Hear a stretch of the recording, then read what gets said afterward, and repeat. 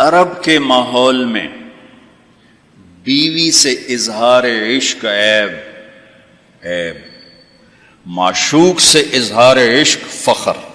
میری بات سمجھ میں آ رہی؟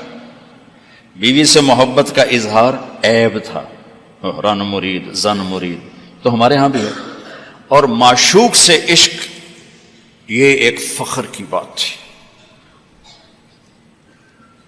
یہ چند شعر سناتا ہوں۔ هل تبکین لیلا اذا مت قبلها وقام على قبر النساء النوائح۔ لیلا کے لیے اس کا مجنو، ہم تو مجنو کہتے ہیں، اس کا نام تھا توبہ، توبہ ابن السم الخفاجی، عراق کا قبیلہ تھا۔ خفاج مکے میں آباد ہے اب بھی، نام آیا نا لیلا کا۔ کما لو اصاب الموت لیلا بکیتها وجاد لها دمع من العین صافح، لیلا کا نام آیا۔ واغبط من لیلا بما لا اناله بلا كل ما قرت به العین طائح، پھر بھی لیلا کا نام آیا۔ ولو ان لیلا الاخیلیۃ سلمت علی ودونی جندل وصفائح، لیلا کا نام آیا۔ 4 اشعار ہر بیت میں لیلا لیلا لیلا لیلا، اس کی بیوی نہیں ہے، عشق ہے، اور وہ کھلم کھلا شعر کہہ رہا ہے۔ ترکت ہوا لیلا وسعدا بمعزل وعدت الى مسحوب اول منزلی، سعدا لیلا بثینا، یہ سب سچے کردار ہیں۔ اے ساڑھے ہیر رانجے دا وارث شاہ دا دماغ الٹا ہویا ہے تو اس لکھ چھڑی، یہ کوئی کردار نہیں ہے، سسی پنو لیلا ہیر رانجا یہ سب، لیکن یہ سچے نام لیلا، سعدا، بثینا، سعاد، یہ سب صحیح کہانیاں ہیں۔ تو میں لیلا کی سنا رہا ہوں، اور اس کا عاشق کھلم کھلا کہہ رہا ہے مجھے لیلا سے عشق ہے۔ اس کے باپ نے کہا تو نے مجھے رسوا کر دیا۔ حرم میں تھے، کہیں توبہ کر تو آج کے بعد لیلا کا نام نہیں لے گا۔ تو وہ شاعر بلیغ تھا، کہنے گا الہی تبت من کل المعاصی ولکن حب لیلا لا اتوب۔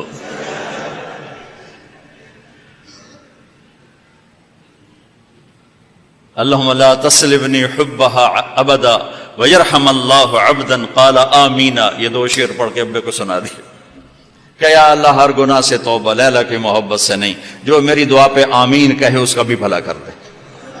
یہ میں نے آپ کو عرب کا ماحول بتایا۔ اس ماحول میں کسی کا کہنا مجھے بیوی سے پیار ہے جگر گردے کا کام۔ یہ بات سمجھ میں آ گئی؟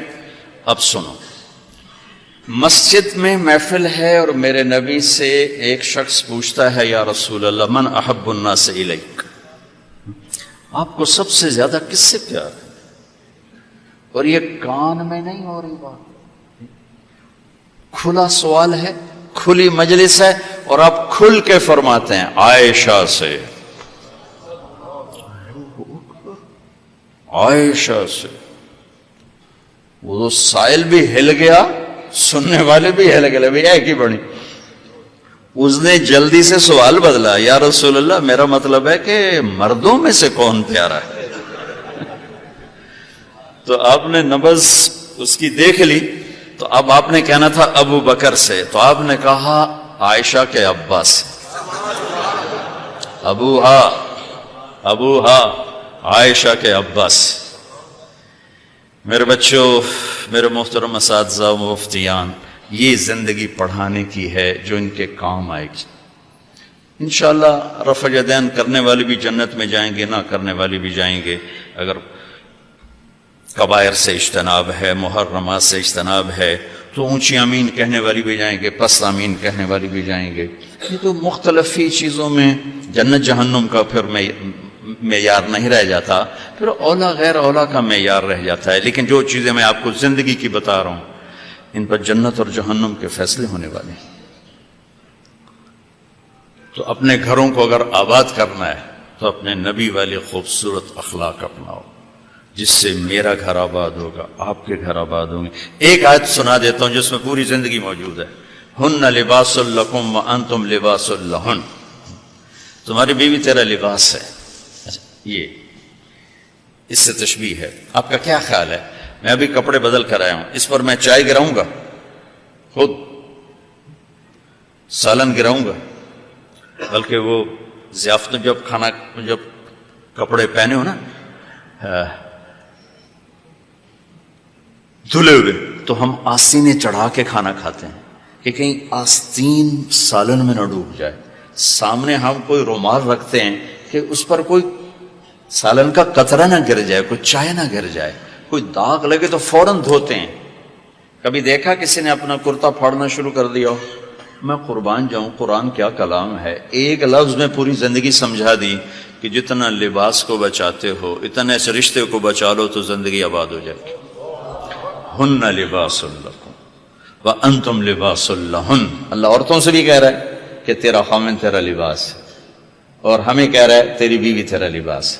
دونوں کو اللہ نے سمجھا دیا کہ جتنا لباس کی حفاظت کرتے ہو اتنا اس رشتے کی حفاظت کر لو تو گھر آباد ہو جائے.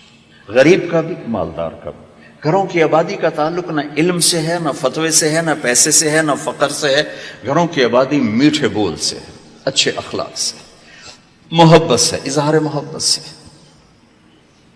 ڈاکٹر عبدالحی رحمۃ اللہ علیہ کی پڑھ رہا تھا میں واقعات، تو اس میں انہوں نے خود ہی اپنا ایک واقعہ ارشاد فرمایا کہ میں اپنے ایک مرید کے گھر گیا کھانا کھانے، تو کھانا بہت بڑھیا تھا. تو فرمایا کہ کس نے کھانا بنایا؟ کہا جی بیگم نے. کہا بلاؤ.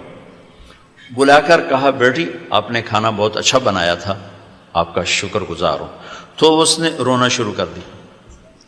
تو ڈاکٹر صاحب رحمۃ اللہ علیہ فرمانے لگے بیٹی رونے کی کیا بات ہے؟ کہا حضرت آپ کے مرید کے پاس 30 سال ہو گئے ہیں، ایک دفعہ کبھی اس نے نہیں کہا تو نے کھانا اچھا بنایا. بھائیو حوصلہ افزائی کرو، تعریف کرو. دیکھو خوشامد حرام ہے، تعریف تو حق ہے.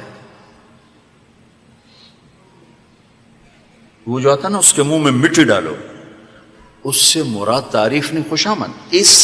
میں بڑے اشکال میں رہتا تھا کہ حوصلہ افزائی تو حق ہے، اور یہ آ رہا ہے کہ جو تعریف کرو اس کو منہ میں مٹی ڈالو. تعریف تو حوصلہ افزائی ہوتی ہے. پھر ابن ماجہ پڑھاتے ہوئے میرے سارے سوال حل ہو گئے. یا معاذ ایاک والتمادح فانہ الذبح. معاذ خوشامد سے بچنا، یہ ذبح کر دینا ہے. یہ جہاں جہاں یہ لفظ آتا ہے تعریف کرے منہ میں مٹی ڈالو، خوشامد خوشامد خوشامد. تعریف میرے نبی تعریف کر رہے، اپنے صحابہ کی کتنی تعریف فرما رہے، موقع موقع پر ان کی تعریف فرما رہے ہیں. تو اپنے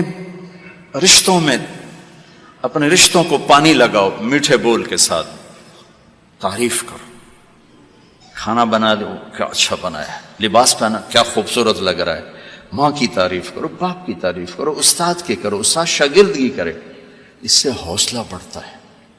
خوشامد حرام ہے، تعریف میرا حق ہے، آپ کا حق ہے. میں آپ کی کوئی تحریر دیکھوں، آپ کا کوئی تقریر دیکھوں، آپ کی کوئی چیز دیکھوں تو میرے ذمہ ہے کہ میں آپ کی حوصلہ افزائی کروں. تو رشتوں کو پانی پلانے کے لیے حوصلہ افزائی، تعریف، کمیوں سے درگزر، اس سے میرے عزیزوں گھر آباد ہوتے ہیں. وہ عالم کا گھر ہو، مفتی کا گھر ہو، یا کسی ان پڑھ کا گھر ہو. گھروں کی یہ شکل و صورت 4 دن کا کھیل ہوتا ہے، پھر کشش ختم ہو جاتی ہے. لیکن حسن سلوک، حسن اخلاق ایسا حسن ہے جو ہمیشہ چڑھتے سورج کی طرح چڑھتا ہے، کبھی ڈھلتا نہیں. سورج تو نصف النہار پہ آ کر ڈھل جاتا ہے، اخلاق کا سورج موت سے بھی نہیں ڈھلتا ہے، یہ چڑھتا جاتا ہے چڑھتا جاتا ہے. تو اپنے گھروں کو آباد کریں حسن سلوک کے ساتھ، حسن اخلاق کے ساتھ. میرے نبی حضرت میمونہ کے گھر میں تھے. اب رات کو پیشاب آیا، باہر نکلے، پیچھے آنکھ کھل گئی اماں جان کی، دیکھا بستر خالی، چکر دے دیا ان کو. سوکن پنے نے کہنے لگی اچھا میری باری میں مجھے چھوڑ کر دوسری بیوی کے پاس چلے گئے. وہ سوکن پن کنڈی لگا دی. اللہ کے نبی آئے، دروازہ بند. آپ نے دستک دی، میمونہ دروازہ کھولو. کہا میں تو نہیں کھولتی. آپ نے کہا کیوں؟ کہا مجھے چھوڑ کے دوسری بیوی کے پاس چلے گئے. کہا اللہ کی بندی انی حاقن، حاقن کہتے ہیں زور سے پیشاب آیا. کہا مجھے پیشاب آیا تھا بڑے زور کا. کہا کوئی پیشاب نہیں، مجھے پتا ہے آپ کہاں گئے ہیں. وہ حضرت عائشہ پیشاب ہو رہا تھا.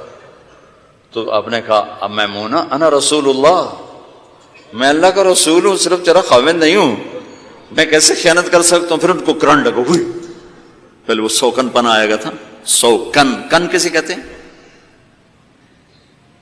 لوہے کو تیز کرتے ہوئے، دھار بناتے ہوئے جو چھوٹے چھوٹے ذرات اڑتے ہیں، ذرات، اس کو کن کہتے ہیں۔ آنکھ میں پڑ جائے نا تو آنکھ آدمی تڑپ جاتا ہے، تو جس کی آنکھ میں 100 ذرے پڑ جائیں اس کا کیا حال ہوگا؟ یہ ہے 100 کن، 100 کن اس سے ہے کہ آنکھوں میں 100 ذرے پڑ گئے، بشر ہے۔